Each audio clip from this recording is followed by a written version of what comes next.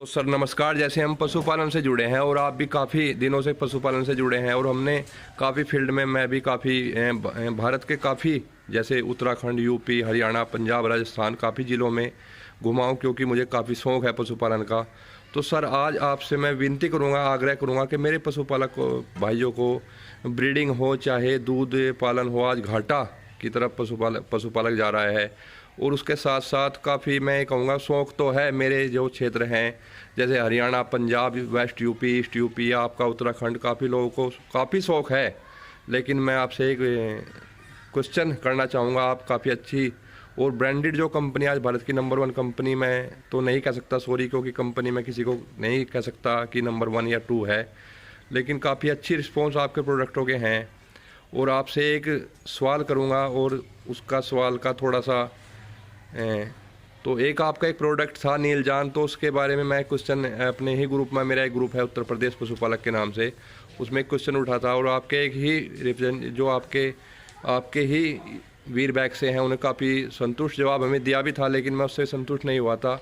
तो आज थोड़ा सा अपने उस नीलजान के बारे में और इसके बारे में जो आप पशुपालक भाइयों को, जिससे बहुत ज़्यादा फ़ायदा आपने मुझे बताया, लेकिन मैं रह नहीं पाया अपने पशुपालक भाइयों के साथ साझा करने से, तो इसके बारे में हमें थोड़ा बताएं। देखिए अभय जी नमस्कार जी सर। जैसा आपने सवाल मेरे से किया कि नीलजान के बारे में, तो नीलजान एक अच्छा डिवर्मर है जिसके अंदर ऑक्सीक्लोजोनाइट और लिवोमिसॉल है। लीवर फ्लू के लिए बहुत अच्छी दवाई और काफ़ी पशुपालक भाई जानते हैं।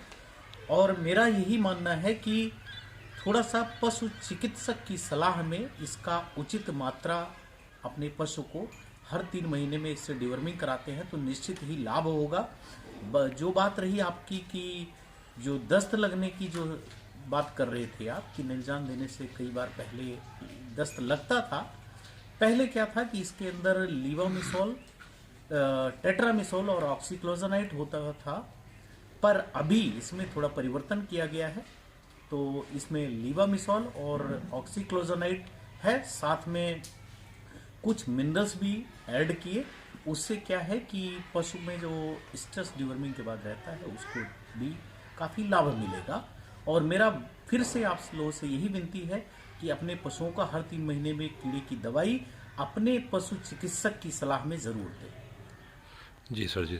और जो आपने बताया कि मुझे अभी बताया था कि आपको कैसे घाटे से हम बच सकते हैं, कैसे अपनी फीड कम करके दूध ज़्यादा ले सकते हैं और पशुपालन में घाटा न लेकर फायदे की तरफ जा सकते हैं, तो उसके बारे में थोड़ा बताएं सर।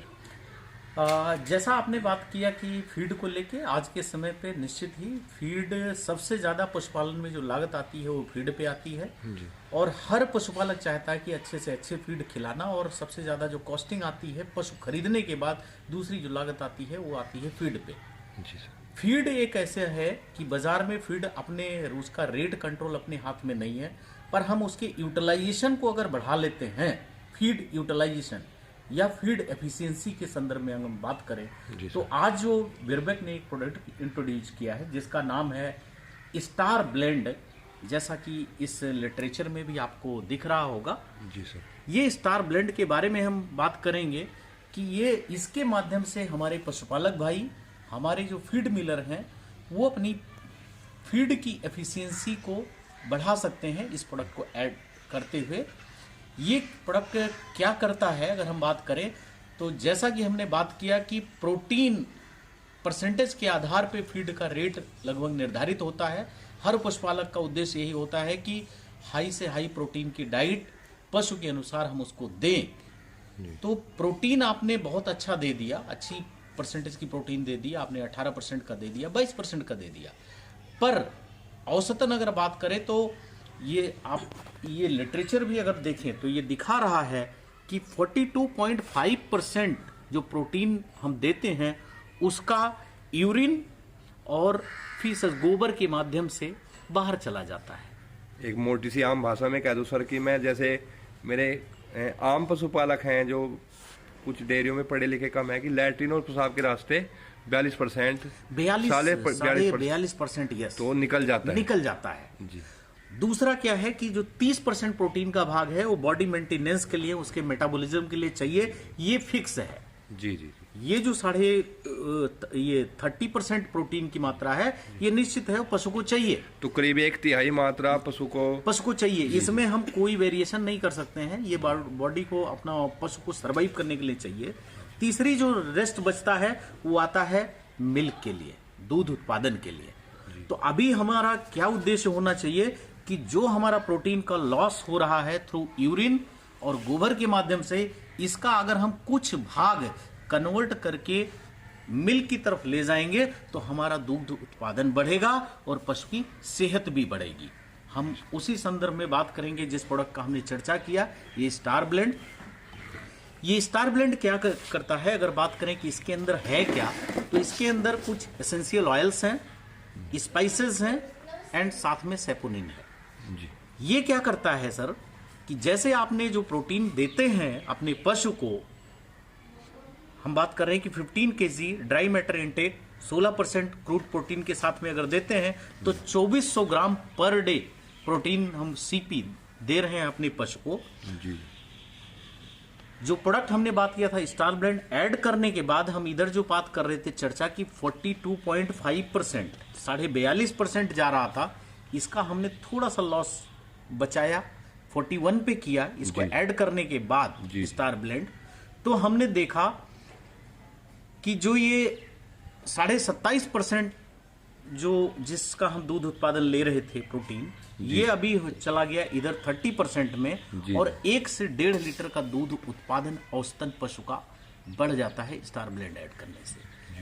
ये कोई ये नहीं है कि ये कहीं अलग से खुद में इसमें कोई है, ये आपके द्वारा जो दिया गया फीड है, आपने प्रोटीन या कार्बोहाइड्रेट का जो राशन दिया, उसी की एफिशिएंसी को ये प्रोडक्ट बढ़ाता है स्टार ब्लेंड। और 5 ग्राम प्रति पशु के हिसाब से इसका पर डे का डोज आता है। तो ये आपके द्वारा दी गए, खिलाया गया राशन को, उसकी यूटिलाइजेशन को बढ़ा देता है, एफिशिएंसी बढ़ा देता है। इससे तो हमने एक तो बात किया, बहुत सारे ट्रायल्स भी अलग अलग जगह पे हुए हैं, इवन हिंदुस्तान में भी और अक्रॉस द वर्ल्ड। तो हम बात कर रहे थे कि केवल दूध ही नहीं, दूध के साथ में सोमैटिक सेल काउंट को भी ये रिड्यूस करने में काफी हेल्प करता है, जिससे इवन मेस्टाइटिस को भी कंट्रोल किया जा सकता है। ओवरऑल पशु की हेल्थ भी अच्छी रहेगी। जो मिल्क यूरिया है जो विड्रॉ होती है उसको भी मिनिमाइज करेगा। हम एक तरीके से बात करें कि मिल्क की क्वालिटी को भी इंप्रूव करेगा, बढ़ाएगा। यस। तो हम पशुपालक को जरूर कहेंगे कि अपना फीड मिलर के माध्यम से या खुद जो बनाते हैं फीड, उसमें प्रीमिक्स तैयार करके आधा केजी पर टन ऑफ फीड के औसत से या 5 ग्राम प्रति पशु डिवाइडेड डोज में सुबह शाम की खुराक में आप अपने पशु को दिलवाते हैं तो निश्चित ही आपको लाभ मिलेगा। तो इसमें सर जैसे जो बड़ा डेयरी फार्म है, लाभ सभी को होगा, चाहे वो छोटा है सर चाहे बड़ा है जी। पर जो बड़ा है डेयरी फार्म, उसको कॉमर्शियल एंगल वो ज्यादा देखता है, तो उसको लॉस भी जब होता है तो सबसे ज्यादा होता है उसको जी। प्रॉफिट भी जब आएगा, अगर थोड़ा सा हम परिवर्तन करके आधा लीटर भी मिल्क अगर बढ़ता है तो अगर किसी के पास 100 एनिमल है तो उसको 50 लीटर का फायदा होता है। तो इसलिए जो बड़ा फार्मर है वो हमेशा इस प्रोडक्ट को, इस टाइप के प्रोडक्ट को यूज करता है जरूर, क्योंकि उसका जो रिस्क है वो ज़्यादा होता है। मीन्स इन्वेस्टमेंट हम बात करेंगे कि इन्वेस्टमेंट ज़्यादा होता है, और जब इन्वेस्टमेंट ज़्यादा होगा हल्का सा प्रॉफिट आता है तो हमें एक वॉल्यूम के रूप में अच्छा प्रॉफिट दिखता है।